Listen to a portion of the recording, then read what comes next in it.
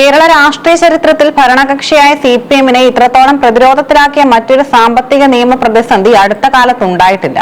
Kochi minerals and rutile limited എന്ന സ്വകാര്യ കമ്പനിയും പ്രതിപക്ഷ നേതാവ് പിണറായി വിജയന്റെ മകൾ ടി വീണയുടെ ഉടമസ്ഥതയിലുള്ള എക്സാലോജിക് സൊല്യൂഷൻസും തമ്മിൽ നടത്തിയ സാമ്പത്തിക ഇടപാടുകൾ ഇന്ന് കേവലം ഒരു അഴിമതി ആരോപണമെന്ന നിലയിൽ നിന്നും മാറി കേന്ദ്ര അന്വേഷണ ഏജൻസികളും സംസ്ഥാന ഭരണകൂടവും തമ്മിലുള്ള നേരിട്ടുള്ള യുദ്ധമായി മാറിയിരിക്കുന്നു. തിരുവനന്തപുരത്ത് വെച്ച് എൻഫോഴ്സ്മെന്റ് ഡയറക്ടറേറ്റ് ഉദ്യോഗസ്ഥർക്ക് നേരെ പ്രതിപക്ഷ പ്രവർത്തകർ നടത്തിയ ആക്രമണവും അതിനെ തുടർന്ന് ഉന്നത നേതാക്കളിലേക്ക് നീളുന്ന അന്വേഷണ വഴികളും കേരളത്തിലെ രാഷ്ട്രീയ നിയമവ്യവസ്ഥകളെ വരും ദിവസങ്ങളിൽ എങ്ങനെ സ്വാധീനിക്കുമെന്നത് നിർണായകമാണ്. ആദായനികുതി തർക്ക പരിഹാര ബോർഡിന്റെ കണ്ടെത്തലുകളിൽ നിന്നാണ് ഈ വിവാദങ്ങളുടെ തുടക്കം. CMRL എന്ന സ്വകാര്യ കരിമണൽ കമ്പനി പ്രമുഖ രാഷ്ട്രീയ നേതാക്കൾക്കും ഉദ്യോഗസ്ഥർക്കും മാധ്യമ പ്രവർത്തകർക്കും കോടിക്കണക്കിന് രൂപ നിയമവിരുദ്ധമായി നൽകിയെന്ന രേഖകൾ പുറത്തുവന്നു. ഇതിൽ ഏറ്റവും വിവാദമായത് പ്രതിപക്ഷ നേതാവിന്റെ മകൾ ടി വീണയുടെ കമ്പനിയായ എക്സാലോജിക് സൊല്യൂഷൻസിന് നൽകാത്ത സേവനങ്ങൾക്കായി മാസപ്പടിയായി ലക്ഷക്കണക്കിന് രൂപ നൽകിയെന്ന കണ്ടെത്തലാണ്.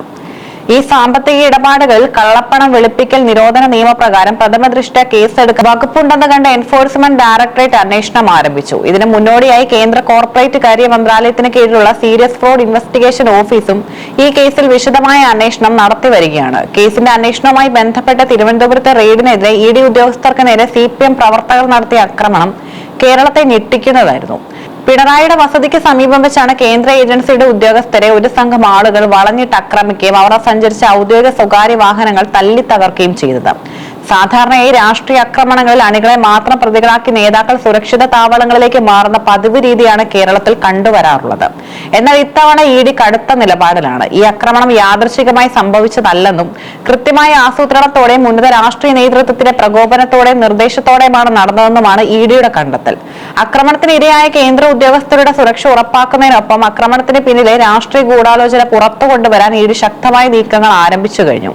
ആക്രമണത്തിൽ നേരിട്ട് പങ്കെടുത്ത അണികളെ മാത്രമല്ല, അവരെ അവിടേക്ക് അയച്ച ഉന്നത CPM നേതാക്കളെ കൂടി കേസിൽ പ്രതിചേർക്കാനാണ് ED നീക്കം നടത്തുന്നത്. ഇന്ത്യൻ ശിക്ഷാ നിയമത്തിലെ ഗൂഢാലോചന കുറ്റങ്ങൾ ഉൾപ്പെടെയുള്ള കടുത്ത വകുപ്പുകൾ നേതാക്കൾക്കെതിരെ പ്രയോഗിക്കാൻ ED ഡയറക്ടറേറ്റിന് അന്വേഷണ സംഘം വിശദമായ റിപ്പോർട്ട് സമർപ്പിച്ചു കഴിഞ്ഞു.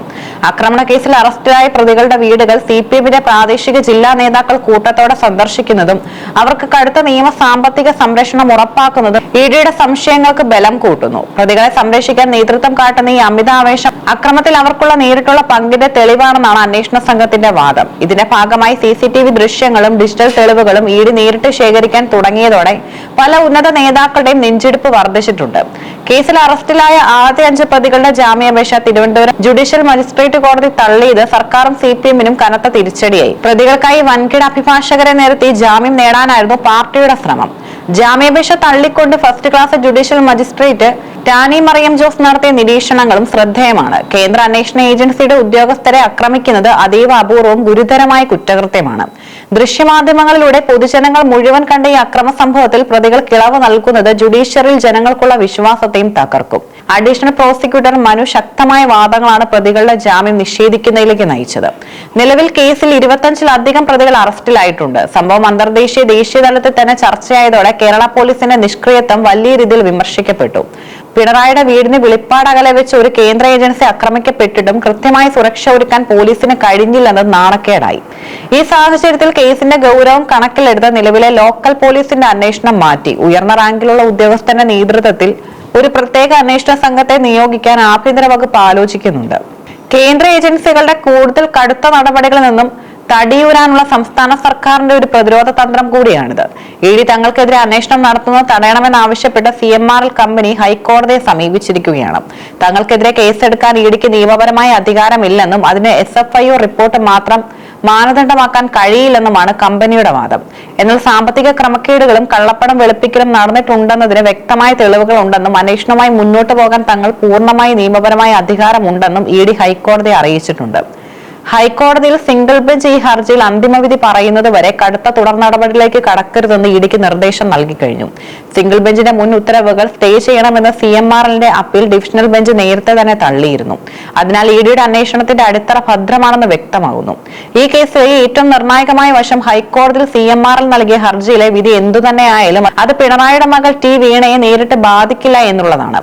കാരണം ഈ അപ്പീലിലോ ഹർജിയിലോ ടി വീണ ഒരു കക്ഷിയല്ല. അതുകൊണ്ട് തന്നെ ടി വീണയ്ക്കെതിരെ അവരുടെ കമ്പനിയായ എക്സാലോജിക് സൊല്യൂഷൻസ് എതിരെയോ കടുത്ത നടപടികളിലേക്ക് നീങ്ങുന്നതിന് EDക്ക് യാതൊരുവിധ നിയമ തടസ്സങ്ങളുമില്ല. വരും ദിവസങ്ങളിൽ കോടതിയുടെ സംരക്ഷണം CMRL കമ്പനിക്ക് ലഭിച്ചാൽ പോലും രാഷ്ട്രീയ ലോകത്തെ വമ്പൻ സ്രാവുകളിലേക്ക് ഇഡിയുടെ അന്വേഷണ കണ്ണികൾ നീളുമെന്നതും ഉറപ്പാണ്. ഇത് തന്നെയാണ് CPM നേതൃത്വത്തെ ഏറ്റവും കൂടുതൽ ഭയപ്പെടുത്തുന്നതും. ഈ കേസും അതിനെ തുടർന്നുണ്ടായ ആക്രമണങ്ങളും CPMന്റെ രാഷ്ട്രീയമായി വലിയ ക്ഷീണമാണ് ഉണ്ടാക്കിയിരിക്കുന്നത്. പാവപ്പെട്ടവന്റെ പാർട്ടി എന്ന് അവകാശപ്പെടുന്ന CPMന്റെ പരമോന്നത നേതാവിന്റെ കുടുംബാംഗങ്ങൾ തന്നെ കോർപ്പറേറ്റ് കമ്പനികളിൽ നിന്ന് മാസപ്പടി വാങ്ങിയെന്ന ആരോപണം താഴെത്തട്ടിലുള്ള അണികളെ പോലും അസംതൃപ്തരാക്കിയിട്ടുണ്ട്. ആക്രമണം നടത്താൻ അണികളെ റോഡിലിറക്കുകയും കേസെടുക്കുമ്പോൾ നേതാക്കൾ എയർ കണ്ടീഷണർ മുറികളിൽ ഇരുന്ന് ഭരിക്കുകയും ചെയ്യുന്ന ശൈലിക്കെതിരെ പാർട്ടിക്കുള്ളിൽ തന്നെ രഹസ്യമായ വിയോജിപ്പുകൾ ഉയരുന്നുമുണ്ട്. കേന്ദ്ര ഏജൻസികളെ കായികമായി നേരിടാൻ തുനിയുന്നത് ഫെഡറൽ വ്യവസ്ഥിതിക്ക് കടുത്ത ആഘാതമാണ് ഏൽപ്പിക്കുന്നത്. ഇത് കേരളത്തിന് കേന്ദ്രത്തിൽ നിന്ന് ലഭിക്കേണ്ട ആനുകൂല്യങ്ങളെ പോലും ബാധിച്ചേക്കാം. CMRL സാമ്പത്തിക ഇടപാട് കേസ് കേവലം സാമ്പത്തിക തിരിമറികളുടെ അന്വേഷണം എന്നതിനപ്പുറം കേരള രാഷ്ട്രീയത്തിന്റെ ഗതി നിർണ്ണയിക്കുന്ന ഒരു നിർണായക ഘട്ടത്തിൽ എത്തി നിൽക്കുന്നു. അണികളെ ജയിലിൽ തള്ളിവിട്ട് സുരക്ഷിതരാക്കാൻ നോക്കിയ നേതാക്കൾക്ക് നേരെ ED നിയമത്തിന്റെ വല വീശുമ്പോൾ അത് കേരളത്തിലെ രാഷ്ട്രീയ ഗുണ്ടായിസത്തിനുള്ള ശക്തമായ താക്കീതായി മാറും.